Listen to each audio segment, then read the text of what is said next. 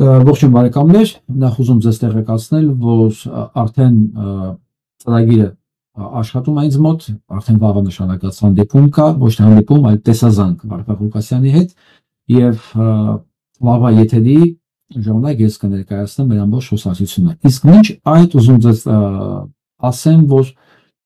տարբեր բաներ, որ դուք կարդում եք, հա,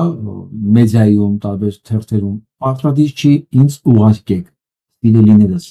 Ես ծով համբերություն ունեմ, հա, ես համարյա բոլոր այս մեսեջները ձեզ բացում եմ, բայց ես էլ ձեր նման 24 ժամ ունեմ օրվա մեջ։ Ես չեմ կարող ամեն ինչ կարդալ։ Մանավանդ, որ եթե ինֆորմացիա կա Վարդան Ղուկասյանի մասին, ես պետք չի, կարիք չկա, որ ես թերթից իմանամ կարդամ, հա, եթե կոնկրետ ինֆորմացիա կա, ինձ կասեն, ես ես կփոխանցեմ։ Իսկ այս կարգի հայտարարություններ, որ բանալ լինում է, հա, որ Վարդան Ղուկասյանը ինչ որ այն անձինք, ովքեր հիմա գտնվում են Ամերիկայի Միացյալ Նահանգներում տարածքում, հա, բայց նախկինում աշխատել են Հայաստանի Հանրապետության պետական կամ ուժային կառույցներում եւ ցանկանում են հայտարարություն կամ հաղորդում տալ Հայաստանի Հանրապետության տարածքում կոռուպցիոն իրավիճակի մասին, Վարդան Ղուկասյանի փաստաբանական խումբը ցանկանում է հանդիպել այդ մարդկանց հետ։ Հոյակապ թագարդա, արեք տեսնենք ով է ուզում Վարդան Ղուկասյանին բան տա, ինֆորմացիա տա։ Վարդան Ղուկասյանի փաստաբանական խումբը նման հայտարարություններ չի տարածել։ Հասկանում եք հիմա ինչքան մարդ էս համալով բանել ցանկած գնացած կլինի։ Այս մարդիկ էլ տեսել են, ովքեր են պոտենցիալ ինֆորմատորները, որոնք դրսում ապրում են եւ պատրաստ են Վարդան Ղուկասյանին ինֆորմացիա տալ։ Վուալա, մի հատ թեթև սայնս օպերացիային անում ինֆորմացիոն դաշտում եւ ասենք, չգիտեմ, քանի հոգի այդպես ոգևորված կգնա այս համալով կզանգի եւ կբացահայտվի, որ այ եթե ես ինֆորմացիա ունեմ, անպայման կտայի Վարդան Ղուկասյանին եւ այսպես կարող են բացահայտել մարդկանց, որոնց դա պետք չի։ Ես խնդրում եմ զգուշ եղեք, մի տրվեք նման պրովոկացիաների։ Դուք երբևէ տեսել եք, որ Վարդան Ղուկասյանը հայտարարություն գրի ուրիշ համարի տակ, ուրիշ համար տակ։ Ասի ինձ ինֆորմացիա պետք, դուք տվեք ինձ։ Եղել է նման բան, ես չեմ հիշում։ Ինչ իրան պետք է զանգում ասում են, ինքն էլ իր համարն է տալիս։ Իր ձեռքի համար։ Այսօր ինքը դրա կարիքը չունի։ Ոչ էլ փաստաբանական իր խումբը դրա կարիք ունի, որ մեկին ապացուցի, որ Հայաստանում կոռուպցիա կա։ Հայաստանում որպեսզի ապացուցեն կոռուպցիա կա, դրա համար կան մարմիններ, կառույցներ, որոնք զեկուցում են, պետական կառույցներ են դրանք, ամերիկյան, հա, որոնք զեկուցներ են հրապարակում Հայաստանի կոռուպցիոն մակարդակի վերաբերյալ։ Այս կարգի հոդվածների տետենում եք, դուք ոչ միայն մի կարդացեք, մի տրվեք այդ պրովոկացիաներին, այլ խնդրում եմ ինձ էլ մի ուղարկեք։ Որովհետև ես շատ լուրջ եմ ընդունում ամեն մի մեսեջը եւ բացում եմ, որ տեսնեմ այդ ինչ անհրաժեշտություն առաջացել, որ ինձ ուղարկի ինչ որ կարևոր հոդված, հա, ու ամբողջ օրս գնում է դրա վրա եւ հիմնական բաները ես մեկ-մեկ ուղարկի բաց եմ թողում, չեմ կարողանում հասցնել։ Այսքանը Վարդան Ղուկասյանի մասով, իսկ ես վաղը հենց բան ունեցա, իր այդ վիդեոկապ ունեցա, անպայման դրա մասին տեղեկացնեմ ձեզ, եթե ասելիք կա, կողմից ես ցույց որ ասելիք ունիք, փոխանցեմ ձեզ։ Եվ այսպես երկար ժամանակ սպասելուց հետո խնդրեմ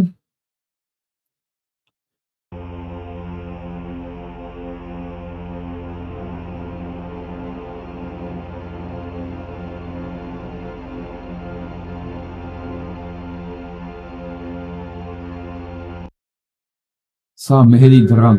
առերծվածն է ֆիլմը Արտուր Ալմինը վերջապես որոշեց եւ դրեց YouTube-ում։ Այն մարդիկ, ովքեր չկարողացան նայել Լոս Անջելեսում, տարբեր մասամակներից գնում են, թե երբեք բերելու ֆիլմը մեր մոտ դրելու համար, հիմա ոչ միտեղ գնալ պետք չի, կարող եք գտնել YouTube-ում, ուղղակի գրեք Մեհերի դրան առերծվածը, հայերեն էլ կարող եք, հա, գրել, խնդրեմ Մեհերի դրան առերծվածը եւ անգլերեն The Mystery of the Meher Stone։ Պարզ։ Ես լինքներ կտեղադրեմ վիդեոյի տակը, դուք կարող եք տեսնել, խփեք վերեն։ Նայեք, ես կարծում եմ շատ լավ նվեր է, մանավանդ հայկական նոր տարուց առաջ, դե մարտի 21-ը հայկական նոր տարին է։ Եվ ոչ միայն հայկական նոր տարին է, դա բնական բնության զարթոնքի նոր տարին է։ Եվ ինչպես հին ազգերը բոլոր միջև հիմա պարսիկները նշում են, այնպես էլ հայերը նշել են նոր տարին հենց մարտի 21-ից, դա գիշերահավասարի օրն է եւ սկսում է ամառային շրջանը, բնության զարթոնքը։ Մեր նախնիները շատ ավելի խելոք են եղել, շատ ավելի իմաստուն են եղել, փաստացի։ Դա կամ մենք այս գիտության, այս ճոխությունների, այս գadgetների տալու։ Եվ մերի դրան ֆիլմը նայելով դուք զգաք, թե նույնիսկ այս ամեն ինչ ունենալով, այսքան տարիներ ապրելով, առավելություններ ունենալով, համալսարաններում սովորելով, չգիտեմ, այս ինֆորմացիոն դաշտում, այս առատության դաշտում, թե ինչքան մենք կրկին հետ ենք մնում մեր նախնիներից։ Հոյակապ ֆիլմը, ես վստահ եմ, որ եթե իմ ձեռը լիներ, ես կպարտադրեի ամեն հայ առնվազն մի քանի անգամ նայել։ Ոչ թե նույնիսկ մի անգամ, դուք այնքան խփի տա ինֆորմացիա առնում։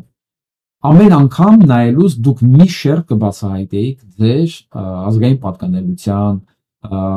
գիտության, մի խոսքով, շատ կարևոր բաների մասին։ Շատ կարևոր ֆիլմ է, շնորհակալություն Ուրալմենին, որ ոչ միայն այս ֆիլմը ստեղծել է, այլ նաև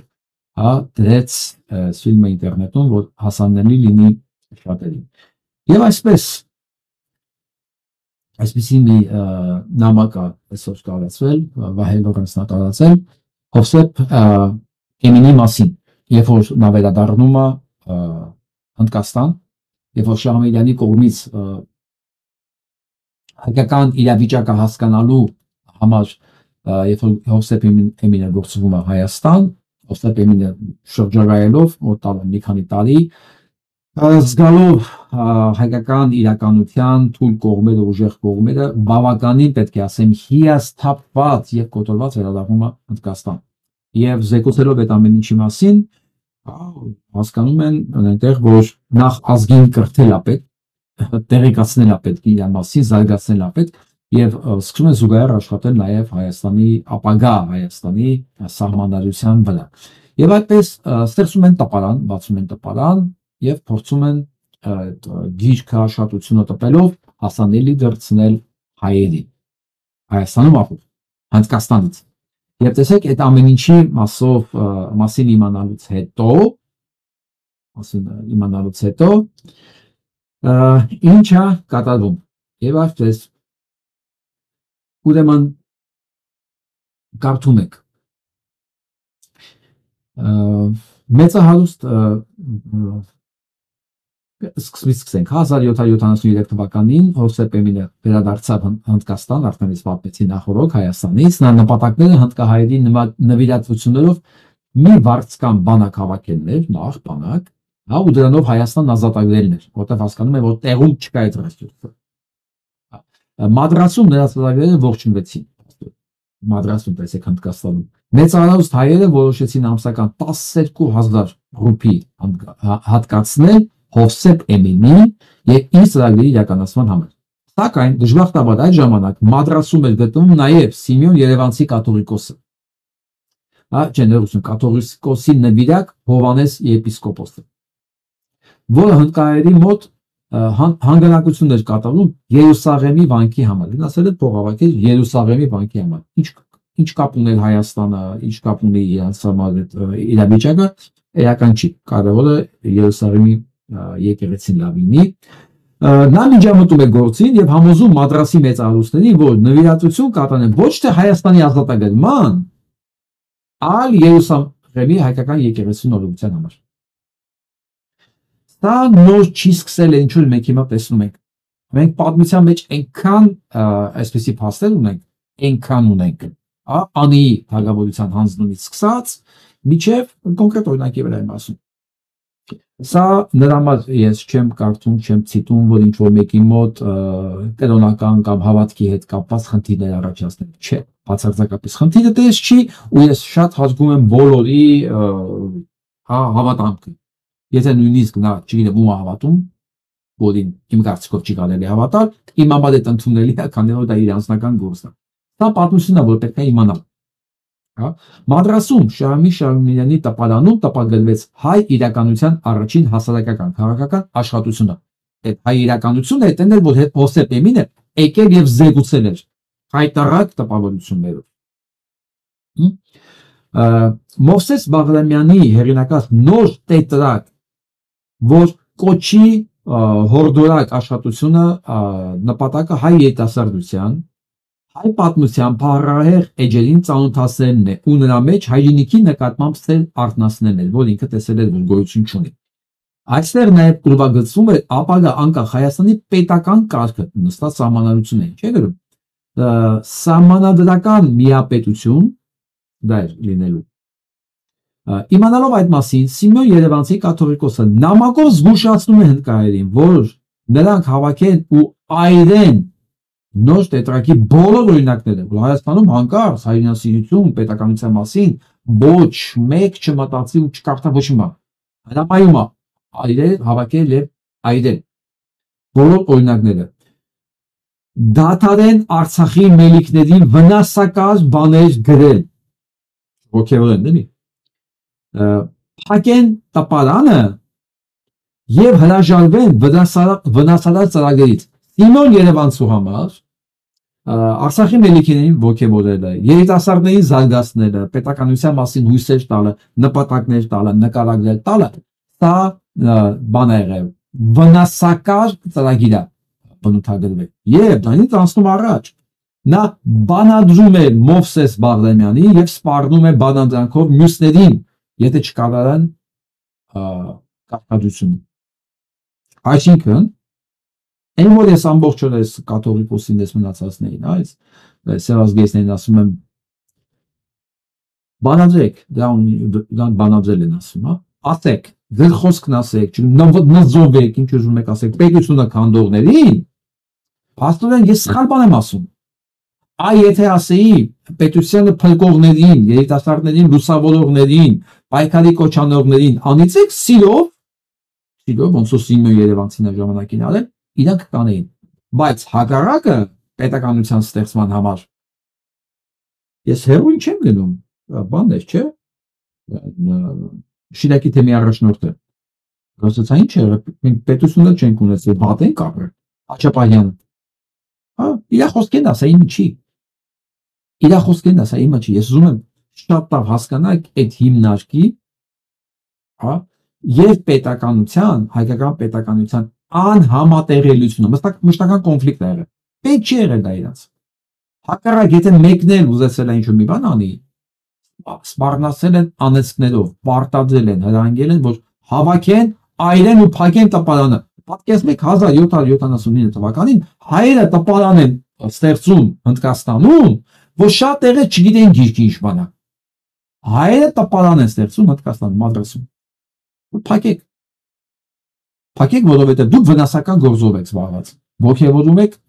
մարդկանց, դաստիարակում եք հայրենասիրություն։ Նույնիսկ սա նրա համար չի, որ մենք ինչ-որ ատելությամբ լծվենք ինչ-որ մեկի կամ ինչ-որ մի կառույցի համար։ Իմանալ պարտադիր է, որպեսզի կարողանանք ճիշտ գնահատել պահը, պատմական ընթացքը, ինչա պետք անել, ինչ պետք չի անել, ինչի վրա հույս դնել, ինչի վրա հույս չի կարելի դնել։ Հա, տեսեք, ես ամեն անգամ ասում եմ, չէ՞, կոչ եմ անում, արեք։ Մի բան արեք, բայց իսկ գիտե որ չեն անելու, որովհետև ինչի պիտի հիմա անեն, երբ որ ամբողջ իրենց 1700 տարվա մեջ չեն արել, արել են հակառակը։ Բայց ես միջև հիմա պնդում եմ, որ շանս ունեք, հենա մի ցույց եմ տալի, մի լավ քահանա եմ բերում, ուշքս գնում ուրախությունից, ոնց որ ինձ նվեր արածն են։ Ասում տես այս օրինակը կա։ Կարող է այս փոքրիկ օրինակի վրա մի բան կարողանանք ստեղծենք եւ փոխենք այս արատավոր ընթացքը։ Սա կարող է իմ ավելորդ լավատեսությունն է իմ մեջ խոսում, բայց ես չեմ հրաժարվում դրանից։ Բայց նույն ժամանակ գիտեմ, որ ես չունեմ այդ պատմական փորձը։ Այսինքն իրանք ամբողջ իրաց պատմության գոյության ընթացքում ապացուցել են, որ դա իրանց պետք չի, իրանք հակառակն են միշտ արել։ Բայց համառորեն, ինչքանով որ հավատում եմ ժողովուրդը ապստամբելու է, այդքան էլ համառորեն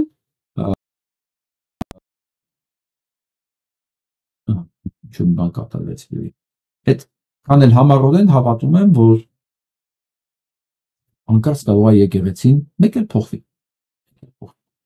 Գնանք առաջ։ Եվ այսպես ճանաչում եք։ Էլ բան չի մնացել, Բաբաջանյան Ալմանը Սարիկին հրավիրում է բանավեճի։ Գիտեք ինչի համար։ Ժողովրդին զբաղացնել է պետք։ Սրանք բոլորը երեքն էլ, եթե մարդկային տեսակի բան լիներ, ասենք Նիկոլ 1, Նիկոլ 2, Նիկոլ 3, ասենք բոլորը համ Նիկոլ 1 են, համ Նիկոլ 2 են, համ Նիկոլ 3 են, այսինքն նույնիսկ հնարավոր չի ասել որն ավելի խայտառակ երևույթ, որն ավելի Նիկոլ։ Բայց մի բան փաստ է, եթե իրանք Նիկոլ չլինեն իրենց ամեն ինչով, իրանք հնարավոր չէ որ Նիկոլ հետ գործ ունենային։ Միշտ խոսացել ենք, չէ՞, նմանը նմանին է գտնում։ Հիմա ժողովրդին բանի համար, զբաղացնելու համար մի Նիկոլը մյուս Նիկոլին հրավիրում է իբր բանավեճին։ Ինչի շուրջ բնի բանավեճ։ Ինչի շուրջ Հայաստանը ոնց են հանձնում, ոնց են Նիկոլ Փաշինյանի ազգակործան ցեղասպանական ծրագրերը սպասարկում, իհարկե ոչ։ Խոսան թե ասեն բորդուրները ոնց է պետք փոխել Գյումրիում, բայց լսեք, նույնիսկ եթե ամբողջ Գյումրի բորդուրները փոխեն, երբ որ արդեն Հայաստան չի լինի, Գյումրեցուն դա ինչ է տալու։ Այս փոխաբերական իմաստով եմ ասում։ Այսինքն հիմնական մեր խնդիրները ինչ որ մի կա, ազգապահպանական, էգզիստենցիալ, իրանք այս ամեն ինչի մեղավորներն են, ինչ է կարծում, մեկը մեկին պետք է ասի դավաճանը դու ես, իհարկե ոչ, երկուսն էլ նույն հիմնարկի աշխատողն են, երկուսն էլ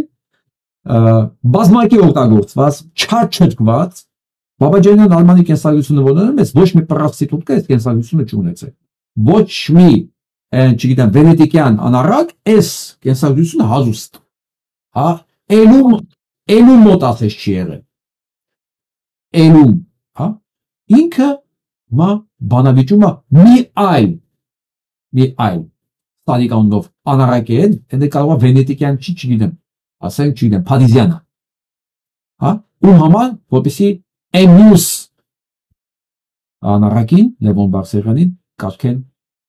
կամ Սարիկին, պատկերացնում եք ինչ տարբերություն դրանց մեջ, Գյումրիում ով է լինելու քաղաքապետ, սա թե նա, Գյումրեցիներ ջան, ոչ այն պետք է լինի, ոչ այն պետք է լինի, կամ գտնում եք մեկին, որ սրանց հետ կապ չունի, ես ցույցը չգիտեմ, չեմ ճանաչում, կամ սրանցից ոչ մեկ ձայն պետք է չստանա, սրանք ինչքան ձայն ստացան, ուրեմն Գյումրիում այդքան թշնամի կա, ես առանց կատակ եմ ասում, սրանք ինչքան ձայն ստացան, ուրեմն Գյումրիում այդքան ազգի թշնամի կա, որովհետև սրանց ամբողջ կենսագրությունը դրան է միտված եղել, ամբողջ կենսագրությունը վնասել Հայաստան պետությանը, ինչքան հնարավոր է շատ եւ ինչքան հնարավոր է ցավոտ ու անդառնալի, ավել բան չեմ կարող սպառում ասեմ, սրա հետևորդը ինչ պետք է լինի, սրան աջակցողը ինչ պիտի լինի, սրան դրանց ձեն տվողը սրան է ձեն տալի, Էրդողանն է ձեն տալի, այս տականքին, այս պիղծին է ձեն տալի, գյումրեցիներ ջան, սիրելիներ ջան, ես հավատում եմ ձեզ, դուք չեք կարող այս պիղծին ձեն տալ, այս պիղծի հետ շփվող ոչ մի պիղծի, նա լսան ես եկել է էլի։ Մի քիչ են կողմ էլ ես խնդրում եմ, դուք են կողմ կանգնեք, այդպես եմ ուզում, մի խանգարեք ձեր գործընկերներին, դուք միշտ ինձ խանգարում եք, այնտեղ կանգնեք, դուք, եթե թե ես կգնամ, չեմ պատասխանի ձեր գործընկերներին, այդպես, որտեղ ես առաջնորդվում եմ հոգևորականի այն առաջարկին, որ ձեզ արեց, մաքրեք ձեր շրթունքները, շատ լավ, ոչ մի բան, ասեք, Այսինքն ես ինչ բուլինգ եք ձեր կարծիքով, բուլինգի եք ենթարկում լրագրողներին, լրագրող չէ, Տիկին Ջեբեջյանին, լրագրողները այստեղ կանգնած են։ Իսկ հոգևորականի որ ցիտում եք, գոնե կոնտեքստն է կցիտեք ինչի։ Ինչով եք պայմանավորում Քոչարյան։ Ես ոնց որ բոլոր ասել եմ։ Պարոն Քոչարյան։ Պիղծը բոլոր հանցագործությունների թաքցնողը, Կարոյա պատերազմ, 44 օրյա պատերազմ, բոլոր հանցագործությունները 15 երեխա սպանել, հետո վառել, Նիկոլին, սրանց, ձեն տվողը առնվազն սրանց նման պիղծ պիտի լինի, գյումրեցիներ չեն։ Տեսեք հիմա ջան եմ ասում, ես չգիտեմ այդ ընտրություններից հետո ես ինչ կարամ ասեմ։ Սա մեկն է, որ բնակարաններ, մեքենաներ, 12 միլիոն կանխի գումար։ Այդ հարց եմ տալի։ Հայաստանում ի՞նչ է պետք աշխատել, որպեսզի այս ամեն ինչը ունենալ։ Ինձ ասեք, ես առնվազն 44 տարի Հայաստանում եմ ապրել, միշտ աշխատանք եմ ունեցել 17 տարեկանից։ Մի քանի հատ միանգամից։ Զուգահեռ բիզնեսներ։ Այդ հարց եմ ձեզ տալիս, ինչ է պետք անել, այդքան բան ունենալու համար։ Հայաստանում մի հատ բիզնես կա, որ անխափան աշխատում է, անխափան, դա քաղաքական անառակությունն է, քաղաքական մարմնավաճառություն, ամենաշատ բարձր վճարվող մասնագիտությունն է, ամենաբարձր վճարվող, դա քաղաքական մարմնավաճառությունն է, ընդ որում օրվա կուրսով, օրվա իշխանության սահմանած կուրսով, դա ներ չի, որ կենտրոնական բանկն է, էլի սահմանում, հա, դա օրվա կուրսով, օրվա քաղաքական իշխանությունն է, հանրապետականի համար պետք է աշխատեն հանրապետականի համար, հա, հինը, բանը, այն Անդոնը կոչել են։ Վազգեն Սարգսյանի ժամանակից գալիս է ինքը։ Ու գնալու է, քանի այս համակարգն է անառակների, իրանց զգալ եկել են Սալիկներ, Սալիկով բանը, Բաբաջանյան Արմանով, սենց այս բանը, այս հարճերի խումբը սենց եկել է, սենց գնալու է։ Գիտեք ինչ, հարճեր միշտ էլ պատմության մեջ, ամեն մի իշխանություն իր հարճն է ունեցել։ Դա չի խնդիրը, հիմա ամենամեծ խնդիրը ստեղ է։ Ժողովուրդը համաձայն է այս տրադիցիաներով ապրելու շարունակի։ Սա միակ հարցը ստեղ, շատ։ Ոչ թե ես կարող եմ, ասենք, Քոչարյան Անդոնից կամ ասենք Բաբաջանյան Արմանից այդ այլասերվածներից պահանջել, որ իրենք դառնում մարդ։ Իհարկե չէ։ Դա անհնարին իմաստ չունի։ Հարցը այն է, որ հասարակությունում դա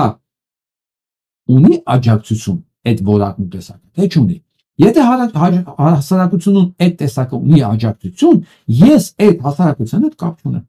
Իմ մտքերում, իմ հոգսերի մեջ այդ կարգի հասարակությունը չի կարող տեղ ու ժամանակ ունենալ։ Իրոք չի կարող տեղ ու ժամանակ ունենալ, որովհետև դուք կգա որ ես եմ անառակության վրա ժամանակ ծախսում։ Այսինքն ես իմ ժամանակը վառում եմ, վատնում եմ մի բանի վրա, որ պետք չի փոխել։ Որովհետև ես ոչ Արման Բաբաջանյանի, ոչ էլ Անդանիկ Քոչարյանի տեսակների վրա ժամանակ ունեմ ծախսելու։ Այ հիմա ինձ հետաքրքիր է։ Ժողովրդում, հա, այս քաղաքական անառակների, ասենց ասեմ, աջակցության մակարդակը որքան է։ Եթե այնտեղ կա աջակցության դրական մակարդակ, բարձր մակարդակ, նշանակում է ուղղակի պետք է այդ հարեմի դուռը փակել, այսինքն շրկցնել ու գնալ։ Թողել թուրքերին, ինչ ուզում են թողանեն, որտեղ իրանց ձգտումը դա է։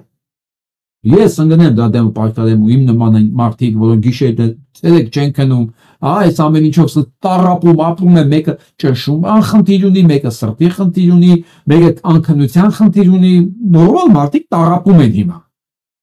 Նորմալ մարդիկ չեն կարող հանգիստ քնեն այս վիճակով, հա։ Լավագույն դեպքում կարող են բարձր գիտակցական մակարդակի վրա կառավարել իրենց էմոցիաները, ասենք որ չխելագարվեն։ Լավագույն դեպքում։ Եթե այս մարդկանց ընտրությունը լինելու է քաղաքական մարմնավաճառների մեծանումը, նշանակում է անիմաստ է ամեն ինչը։ Ես սա կընդունեմ լավ խոսքը, as is, հա, ինչպես կա։ Կարող չեմ տա։ Որովհետև ես կյանքիս մեջ ոչ մեկին չեմ փորձել ասեմ, պետք չի sense լինել։ Իսկ կարող ուղղակի առաջարկեմ կասեմ, գիտես ինչ, կա այս տարբերակը, մի հատ ուզում ես մտածի, բայց դիպեմ համոզեմ, որ չի կարելի լինել անառակ, որովհետև եթե դու անառակ ես, ճակատագիրը լինում է անառակային։ Հա, դու չես կարող ուրիշ բան ակնկալես։ Մենք էլ մի հասարակության մեջ ենք ապրում, եթե անառակների քանակը շատ է, վիճակն է լինում անառակային։ Ինչ որ հենց հիմա կա։ Այ ինչ որ հենց հիմա կա։ Ու եթե դրա արդյունքն է։ Սա դրա արդյունքն է։ Արտուղազարյանը գրում, փաստորեն 3 կուտականի մոտ ադրբեջանցիներ արդեն կրակում էին մեզ վրա։ Հենց մեզանից 2022-ի խլված տարածքներից, հա, Հայաստանի գլխավոր շտաբի պետ Հաջութեցի Ասելյանը ում կինն ու երեխաները Ռուսաստանի քաղաքացիներն են։ Հիշում եք, ես ասում եմ, դրանք սաղ Ռուսաստանի քաղաքացին։ Ռուսական ագենտուրան բոլոր շերտերի վրա նստած է։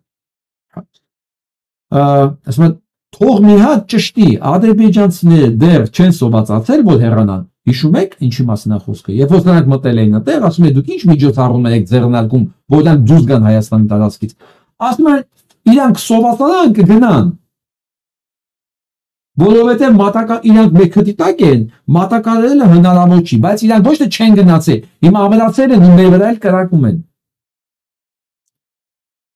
Հիշում եք, իսկ երբ լրագրողներից մեկն էր, անունը չեմ հիշում, ասել դրա մասին, որ ես ինչը,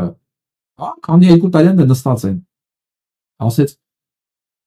ինչ ես խոսում այդպես, ասեց, զենքը վերցրա, ավտոմատը վերցրա, հետեսադին դեղ, որ կռիվ տաս, գլխավոր շտաբի պետը, որ ընտանիքը Ռուսաստանի քաղաքացիներ են, հիմա պատասխանա տալիս լրագրողին։ Հասկանում եք, որ միջավայրը անառակային է, այս ամեն ինչը հնարավոր է դառնում։ Այնպես չի, որ Ադրբեջանում անառակային չի վիճակը։ Ուղղակի Ադրբեջանը ունի այսօր Իլհամ Ալիև, որը դրել է խնդիր, իրականացնում է։ Մեր անառակը դրել է այլ խնդիր։ Այլ խնդիր, Էրդողանի նկարը խփել է դոշին, այս ծրագիրն է իրականացնում։ Հասկանում եք։ Էքսա ծրագիր են իրականացնում, նա չի որ սրանք ծրագիր չունեն իրականացնել։ Ու որպեսզի վերջնական իրավիճակը բանալի որոշվի թուրքերի օգտին, թուրքերին բերել են, այսպես ձեռքերի վրա նստել են Հայաստանում, որ լավագույն տեղերից, լավագույն բարձունքներից մեր վրա կրակի։ Ու որ ասում ես ինչի են այդպես, ասում եմ, համաձայն չես, ավտոմատը վերցրա, հետասարի կրվին դեղ։ Սա հնարավոր է միայն, երբ որ եմ ասում։ Վիճակը անառակային է։ Որովհետև նորմալ վիճակում այս մարդիկ տեղ չեն ունենա հասարակության մեջ։ Ուղղակի տեղ չեն ունենա, տարբեր ձևերով, տարբեր։ Օրինակ ես հիմա օրինակի համար ասեմ, մի քիչ առաջ եմ գնալու այս առումով, երբ որ ամերիկյան ժողովուրդը տեսավ, որ այս տղեն իր ասածին ընդհանուր պատկերացումներին փախս է գնում, այս մեր 21-րդ դարի լավագույն դեմքերից է հաջողակ եւ կրեատիվ, հա, եւ ծրագրային, եւ նվիրված իր նպատակներին, հա, Իլոն Մասկը։ Ինքը պատժվեց միանգամից, ընդհանուր մի ամսի մեջ կորցնելով $795 միլիարդ։ Իր կարողությունը եղավ կես։ Մեկ ամսվա մեջ $795 միլիարդ այս մի մարդն է կորցրել։ Սա ուղիղ վերաբերմունք է։ Ոչ մեկ չի խփել իրան, ոչ մեկ չի ապստամբել իր դեմ, ոչ մեկ, ոչ էլ իրան տեսնում են, բայց ժողովրդի վերաբերմունքը, զուտ վերաբերմունքը, բերում է անենց կոլուստի, որի կարող էլ չվերականգնվի։ Հիմա ով այս մասկի ակցիաներից ունի, ինքը իր ունեցածի կեսը կորցրել է։ Կեսը 1.4 տրիլիոն է իր կապիտալը։ 795 միլիարդը չկապվել է։ Մարդիկ վերաբերմունք ունեն։ Հասկանում եք, ես մի քիչ առաջ եմ գա, ես չէի պլանավորել ուղղակի թռնել մի անգամ այստեղ։ Բայց ես ուզում եմ ասել, եթե դու չես ուզում այս վիճակը, դու պետք է վերաբերմունք ունենաս։ Իսկ եթե դու վերաբերմունք չունես, քեզ կառավարվելու են Ժորժ ջան, այս կարգի տականքները։ Հա, հայերն ունեն մի հատ հռոմեական հավաբուն, դա գառնու տաճարն է։ Մի հատ էլ կույտ ռագատկի քարեր։ Կանոնջի մասն է։ Ու նորից ասում, նորմալ երկրում այս կարգի տականքը, մարդկային տականքը, էլի մարդկային են ամենացածր են, ցածրագույն են, նվազագույն, նվաստագույն, տեղ չեն ունենա, դա չէր կարող դառնալ վարչապետ 7 տարի մնալ ընդդեմ։ 7 տարի։ Ոնց ասում, Մասկը իր այս վարկագծի համար ինքը կորցրեց մի ամսվա մեջ 795 միլիարդ։ Ոչ մեկ չասեց քուհերի նմանից է, ոչ մեկ քաչ չշպրտեց են։ Դուս մարդիկ իրենց վերաբերմունքն ցույց տալի։ Այն ժամանակ մյուսը սմա մտածել, արժի ինքը այս կարգի բաներ անի երկրի նկատմամբ, թե չէ։ ու մնացածը դեռ նստեցին այստեղը սուս-փուս, որովհետև ոչ մեկ չի ուզում այդ կորուստներ ունենալ։ Այդքան կորուստներ ունենալուց հետո պատկերացնում եք ինչ կլինի իր բիզնես իմպերիայի հետ։ Իսկ որպեսզի չլինի բիզնես իմպերիայի հետ ինչ որ եղավ մասկի հետ, մնացածը լռում են։ Ասում են երևի պետք է ամեն դեպքում հաշվի նստել բարոյականության, մարդկության, ընդհանուր շահերի հետ։ Ես չեմ կարող օրական 8 միլիոն ստանամ ու թթած ունենամ, ասենք, թոշակառուի վրա, թոշակը ձրկեմ նրա։ Հասկանում եք։ Երբ որ դա անում եմ, ժողովուրդը պատասխան է տալի։ Իսկ մենք հենց այդ պատասխանը չենք տվել։ Փաստացի չենք տվել։ Դրա համար էլ այսպես մեր ծառերը կտրում են։ Ինչ է։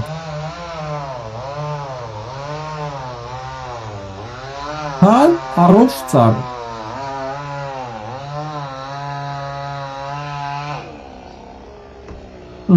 Լստերն է։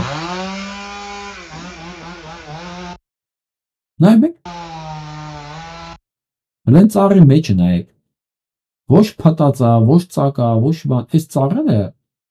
գիտեք քան 30-40 տարվա մեջ են ծառ դարձել։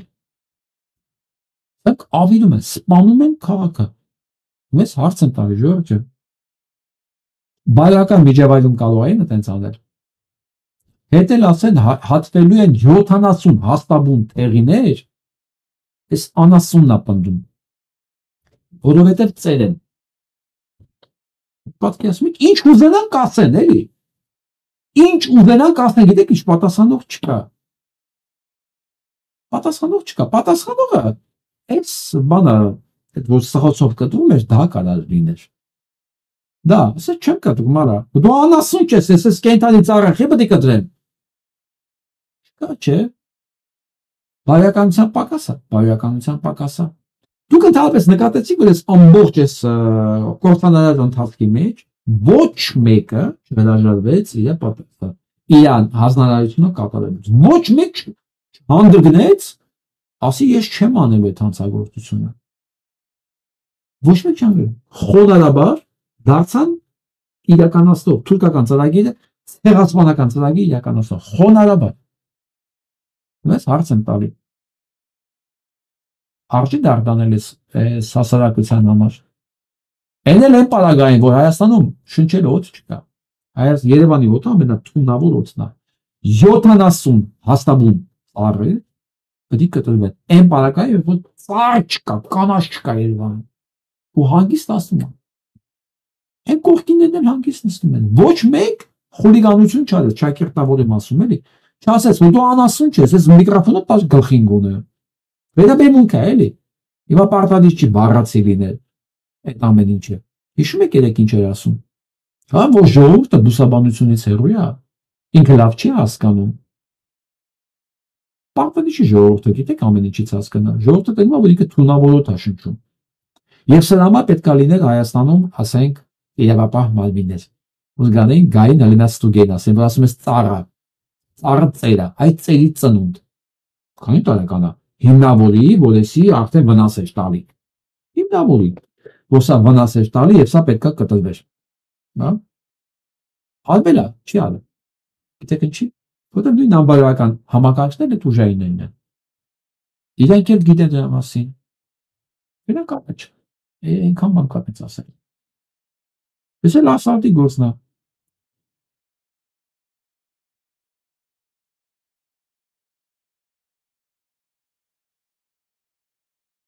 Ես էլ ալեն ախպերն է։ Ուրեմն մոտավորապես կես միլիարդ տենդեր շարելուց հետո 4 տարվա մեջ։ Իր հիմնարկը հայտարարել է բան։ Սնանկ։ Հողերը վերցեցի սնանկի, չկա, ես ոչ աշխատանք եմ արել, ոչ մի բանի եմ պատասխանատու եմ, ոչ էլ փող կարա մեկին վերջած վերադարձնեմ։ Չունա փող։ Կես միլիարդ։ Ես ուղղակի ուզում եմ նայեմ այն մարդու աչքերին, որ կասի Հայաստանում օրենք աշխատում է, Հայաստանը իրավական երկիր է, եւ իրան թույլ կտա սրանց աջակցել ես իշխանություններին պաշտպանել, համաձայն չասել, որ սրանք հանցագործ սրիկաներ են։ Ես ուղղակի ուզում եմ այդ մարդուն նայեմ, եսին նայեմ։ Սրանց աջակցելը բարոյականություն է, բարոյական սահմանների մեջ է, իհարկե ոչ։ Սրանց չասել, որ իրանք հանցագործ են, բարոյականության սահմանների մեջ է, իհարկե ոչ։ Տեսեք, եթե մենք չենք ուզում այդ սահմանների մեջ ապրել, ուրեմն պետք է հարմարվենք նրա հետ, որ այն ինչ որ դիմացը մենք չենք առնում, դա կարող կատարվի նաև մեր հետ, որտեղ այն ինչ որ մեզ հիմա հետ կատարվում է, անարդար, մեր կարծիքով չէ, անարդար։ Մեր կարծիքով հաստատ անարդար է ինչ որ մեր հետ կատարվում է։ Դա կատարվում է, որովհետև մենք ինքներս արդար չենք։ Չենք էլի։ Որտեղ եթե մենք ինքներս արդար լինենք, այս ամեն ինչը մեր հետ չէր կատարվի։ Իսկ չենք կարող մենք ապրել մի ձև, ակնկալել ուրիշ պատասխան։ Բնությունից, մարդկությունից, հարևանությունից չի հնարավոր չի։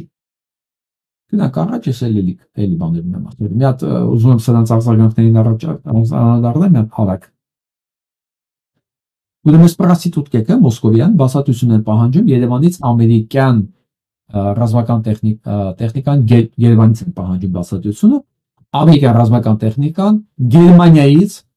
տեղափոխելու լուրերի վերաբերյալ, ասենք ոչ տեղեկման կա, տեխնիկա է փոխադրվել, ոչ մի բան, բայց արդեն պահանջում են բացատրություն լուրերի։ Այսինքն Երևանը, այս ճորտերը պիտի աչոտ տան հաշվետվություն ներկայացնեն, ինչու այդպիսի լուրեր կան։ Մոսկվան։ Պատկերացնում եք, ինչ է կարծում, սրանք ինչ պետք է անեն։ Ես մի հատ բան եմ ուզում հիշեցնեմ, որ երբ որ Հայաստանի պատմության, դպրոցական պատմության գրքում գտնած է, որ 1920 թվականին դեկտեմբերի 2-ին, Հայաստանը սովորագրեց կապիտուլացվեց, աստորեն, դրանց առաջ եղել էր հարձակում ագրեսիա Հայաստանի նկատմամբ, սրանք ների գիրքը փոխել տվեցին։ Գիրքը չտպված, արդեն ագենտները զեկուցել էին, որ Հայաստանի դասագրքում sense բան կա վերված։ Սրանք միանգամից փոխեցին այն պարագայում, որ նույնիսկ Ղրղստանում պատմության դասագրքի մեջ գրված է, որ այդ տարածքներն նրանք ազգել չեն, որ չէ բանը պետություն են ունեցել, բայց գրված է, որ իրենք ղրղզները օկուպացվել են, հեղասպանվել են ռուսների կողմից։ Այն որում այդ գիրքերն էլ տպվում է ռուսական փողերով։ Մոսկվայում բանը շորեն են ճռում, բայց չեն կարող փոխել։ Հայաստանը այս որփապետությունը ինչ որ հիմա կա, այնտեղ նույնիսկ հաշիվ են պահանջում, ոսպես խոսակցություն կա, արել է հաշիվ տուրես, ինչ բան է։ Ուսակ վազել են, ներողություն խնդրեն, կոշիկները պաչեն, որ կներեք, դա բանեն ստդիկաներն են, ստդիկա բասարկուններն են ասեն, որ կարող Գերմանիայից ամերիկյան չօգտագործող զենքերը հանկարծ տեղափոխվեն Հայաստան։ Ես վստահ եմ, որ դες բան չի կարող լինի, բայց նույնիսկ լուրերի համար, ասում են Ալեքս տեղել է, ճորտեր, էլ այդ դրանք դուք ինչ եք անում, ես ինչ խոսակցություններ են։ Մեկ այլ բան։ Ուկրաինայի սահմանադրությունը խանգարում է խաղաղության հաստատմանը։ Ծանոթ բան է, չէ՞։ Ծանոթ ձեռագիր է, չէ՞։ Ես ասում սրանք նույնն են, դուք նեղանում եք։ Հիմա այս ռուսական 5-րդ շարասունը, որ Հայաստանում նեղվում է Ալիևի պահանջներից։ Չի զգում որ սրանք նույնն են։ Ես ամերիկան վստահ եմ, որ իրանք նույնն են։ Ես ամերիկան վստահ եմ, որ իրանք համաձայն են հիմա սրա հետ։ Իրանք հիմա համաձայն են, որ ուկրաինական սահմանադրությունը խանգարում է Ռուսաստանի գրավել ամբողջ Ուկրաինան։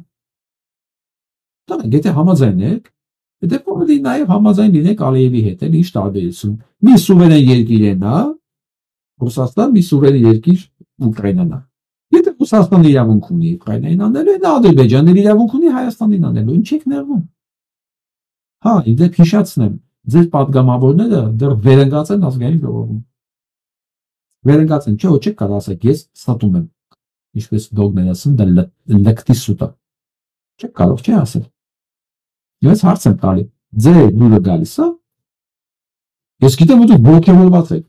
Ոգևորված եք, եթե դուք ոգևորված եք Ռուսաստանի հետ պահվածքով, դուք նշանակում է բողոքելու իրավունք ունեք, մրթմրթալու իրավունք չունեք Ճիվախ Փաշինյանի Հայաստանագործան գործողությունների հետ, կամ նեղվեք Ալիևի պահանջներից։ Ցանկացած ագրեսորի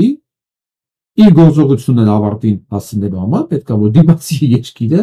ինքնակապիտուլացվի եւ փոխի սահմանադրություն ասի, սահմանադրորեն այս ամեն ինչը տալիս եմ քեզ։ հալալ լինի, այսինքն ինչը որ Ռուսաստանը պահանջում է Ուկրաինայից, եթե Ռուսաստանը կարող է պահանջի, եթե դուք դրան համաձայն եք, ինչու չի կարող պահանջի Ալիևը եւ ինչու եք դուք դրան դեմ։ Ես ինչ կրկնակի ստանդարտներ են։ Եվ այսպես, դիտեք այս տեսանյութը։ Դրակում եմ այդ չեմ փորը։ Դրակում եմ։ Չէ, ուրդ է։ Այդ է արդեն երկու ամիս է հետում եմ։ Երկու ամիս է, ես ընկերը գիտիար։ Ճանաչում եք այս միություն, ոստիկան, ստումս են գագոն է։ Իսկ թվում է ինքն է, այն հներից ով կա ժողովուրդ, ասեն գագոն չի, սև գագոն չի, հələ միացած դեմք նայեք, սաս փոլեր նայեք։ Երկու ամիս է։ Սարվազակություն է, թե պետություն։ Հանգիստ չէ այմատ, հա, թողեք ես է դրտենամ ով է, ինչ է։ Դրտենամ ես ինչ է։ Միլիցիան էսոն, ես ինչ ես ուսում, է խասեք է, ումն ես պաշպանը։ Եղա պետերին ու կա, ընձի ոչ մեկը չի պաշպանը։ Քո ավազակությունը դիները, քները, քո ավազակությունը։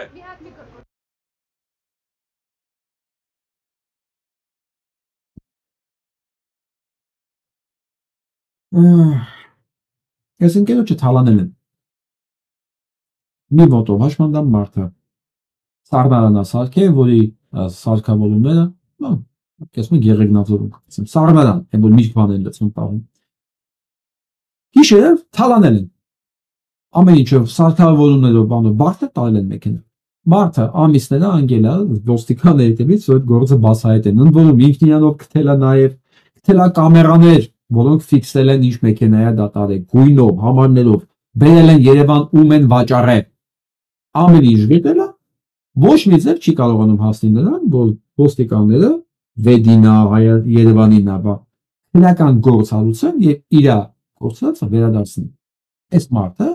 ամիսները տարապում է սուրը եկել է կառավարության։ Մի գիտեմ, ու կռիվատալի կառավարություն դեմի բաների միլիսեկի հետ։ Ասեմ, հունվարի 15-ին առավոտյան ես վեր կացա։ Այն դիմացնել առևտրականներն են գոռում են թողեք աշխատենք։ Բնականաբար, այո, բոլորին պետք է թողել աշխատել։ Այս անդամներ են մեզ հարցին նայում, էլի։ Ինչ է կարծում։ Եթե Հայաստանում չի աշխատում օրենքը, սահմանադրությունը, կարող է լինի մեկը, որի նկատմամբ պետք է ամեն ինչ աշխատի, հստակ։ Այ իր համար պետք է աշխատի, ասենք պետությունը պահելու համար պետք է չաշխատի, մարդկանց թալանելու համար պետք է չաշխատի սահմանադրությունը, բայց քո ունեցվածքը պահելու համար սահմանադրությունը պետք է աշխատի։ Չի լինում այդպես բան։ Դու ասենք հինում մաշված պայթած մեքենա չես կարա Ֆերրարի արագությամբ քշես։ Չի կարա այդ մեքենան քո համար լավ աշխատի, երկրի համար վատ։ Ես մավստահ եմ, ոչ ես ընկերը, ոչ են դիմացին, որ գոռում են թողեք աշխատենք, հա, հարկային բանը, արդարություն են բան գալի։ Ոչ մեկ չի պատկերացնում, որ իր խնդիրը դա իր խնդիրը չի։ Կամ հարևանի խնդիրը դա հարևանի խնդիրը չի միայն։ Ցանկացած խնդիր Հայաստանում որ կա դա համակարգային է եւ դա բոլորի խնդիրն է։ Եվ չի կարող ես հանցագործ համակարգի մեջ ոստիկանությունը աշխատի։ Ու եկել ենք եզրակացության, որ եթե ոստիկանությունը չի ուզում ուղղակի նույնիսկ նայի ինչ ես դու բերել իրան, ապացույցներս կթե փաստերս բերել, ասма տան ինձ հետաքրքիր։ Ինքը եզրակացել է, որ ոստիկաններն են գողերի հետ համատեղ աշխատում են։ Այդ բանը ասելուց հետո ամբողջ բանը հայտարարությունից հետո ամբողջ բաժինը մի 20 քանի հոգի թափվում է իր գլխին, հայոյանքներով մինչև վերջի խոսքը։ Հա ժողովուրդ ջան, բա դուք ինչ եք մտածում։ Ինչ եք մտածում։ Այսօրվա ոստիկանը սնակ հանցագործ են։ Այսօրվա համաստ գեստավորը, եւ ասում է այդ սև դեմքը է, էդի։ Սերժի ժամանակ է նույն տեղը կանգնած, հիմա էլ կանգնած, վաղն էլ կանգնած է։ Իր համար մեկ է, ինքը ում ստորությունները, հանցանքներն է պաշտպանում։ Իր համար կարևորը մի բան է։ Ինքը այդ օրվա հացը ունի ուտելու թե չէ։ Ինքը այդ օրը մի բան փախցրեց, ուրիշի կյանքի հաշվին, ուրիշի առողջության հաշվին, ուրիշի ունեցվածքի հաշվին, ապագայի հաշվին։ Անց որում իր եւ ընտանիքի ապագայի ամեն ինչի հաշվին, բայց այսօր էս բանը տարավ, ոսկին կախեց կնգա վզին, երեխուն տվեց iPhone-ը ձեռ, ասես գնա։ Բայց դա ինչը արժեցել Ոչ երեխեն կյանքում կարծնի, ոչ կինը կյանքում կարծնի, ոչ մեկ։ Մեկ էլ ասենք այս մարդը, որ հաստատ քաղաքական ոչ մի ակտիվիստ չի, որ բաներին չի մասնակցել, կարող Նիկոլա ընտրե, ԿՊ-ը ընտրե, ինչպես մնացած բոլորը, կարող Նիկոլին ես եմ ընտրել, չէ՞։ Մեկ էլ իրանք եզակացնում են, որ Հայաստանում ոստիկանություն չկա։ Ոչ։ Հայաստանում կա ոստիկանություն, բայց իր ֆունկցիան է ուրիշ։ Այդ Հայաստանի ֆունկցիան, ոստիկանների ֆունկցիան, ոչ թե աշխատելն է, գողին բռնելն է, այլ Նիկոլի իշխանությունը պահելն է ու դրա համար ըստ պահանջի աշխատավարձ, պարգևատրում, բնակարաններ, ամեն ինչ ստանալն է։ Հասկանում եք, չի կարա լինի անարդարության միջավայրում տեղային արդարություններ։ Իհարկե, եթե ասենք, խոսքին հողբերը հպայական չի,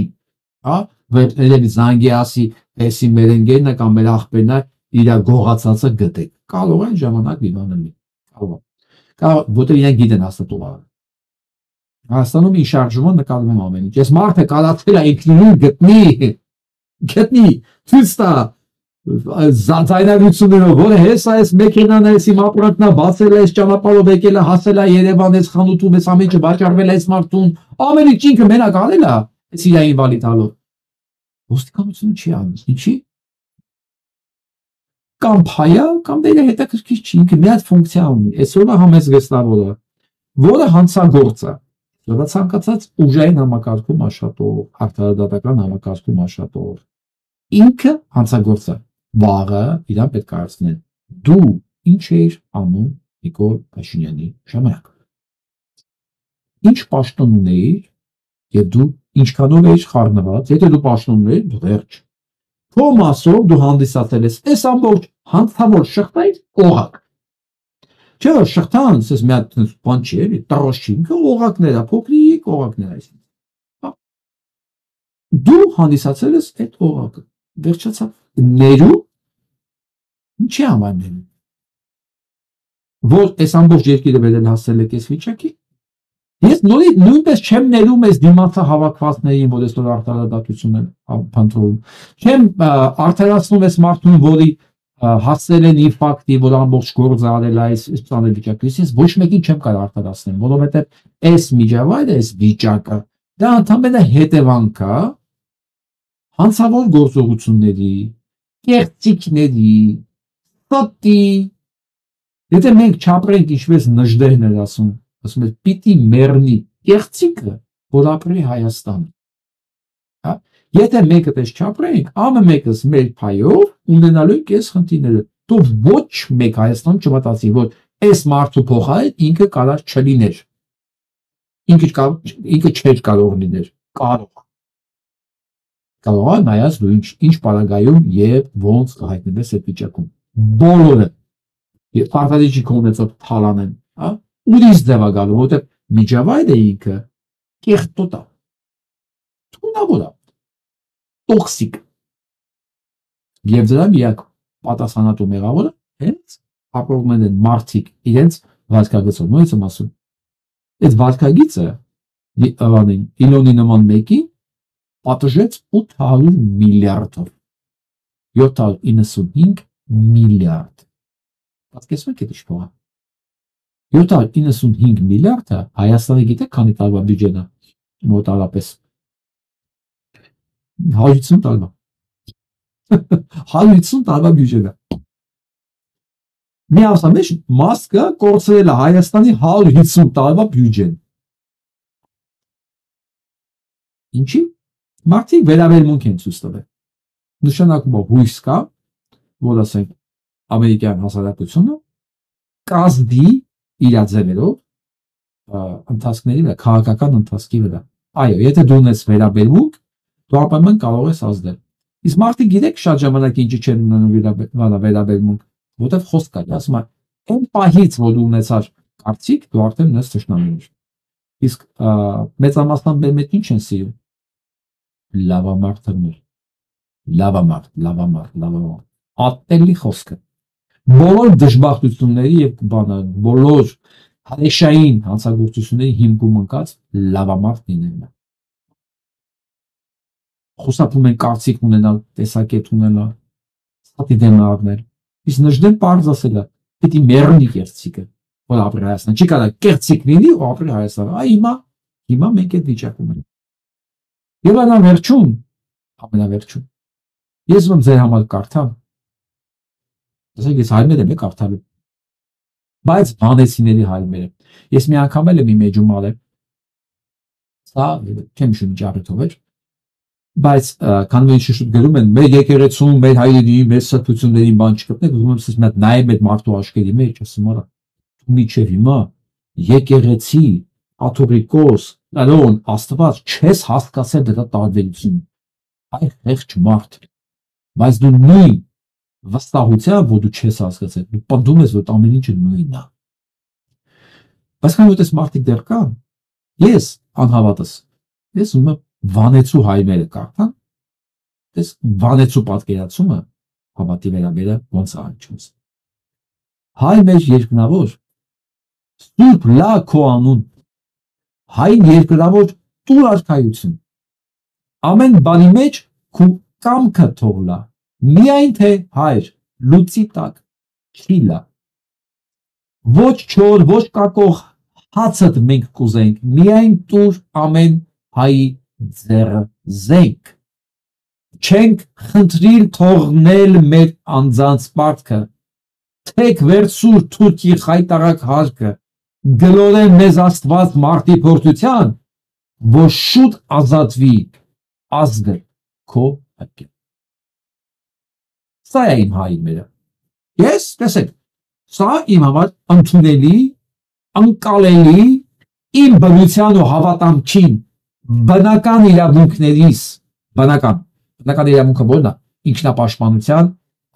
արժանապատվության, չէ մարդու բնական իրավունքներն է, ոչ մեկ չի կարող զրկի։ Համահունչ աղոթքը։ Բոլորի կապ չունի, սա ում աղոված։ Հայ մեր երկրան։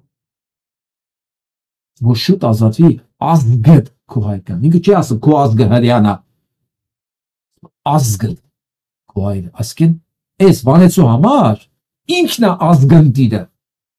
Ոչ թե աղոթումը հրեաների բանը սրբերի համար։ Ով ում համար ուզում է թողնի Աստծո սիրուն։ Դա կորզն է, բայց ինձ սա է հայազատ։ Գլոր է մեզ Աստված մարդի փորձության, որ շուտ ազատվի ազգը քո հայկան, որտեղ հասկանում է, որ առանց մարդի փորձության գլորվելու չի կարող ազատվի։ Բայց այսօրվա հայ ինչ է ասում։ Նույնիսկ ես չեմ ուզում հակառակվել, լավաբարդ եմ լեմ, հանկարծ վատամարդ չեմ նեմ, զից հեռու։ Դե դրամալ էլ վանեցին կարացավ ինքնապաշտպանվեր, դրա հետ փրկելով 350,000 կյանք,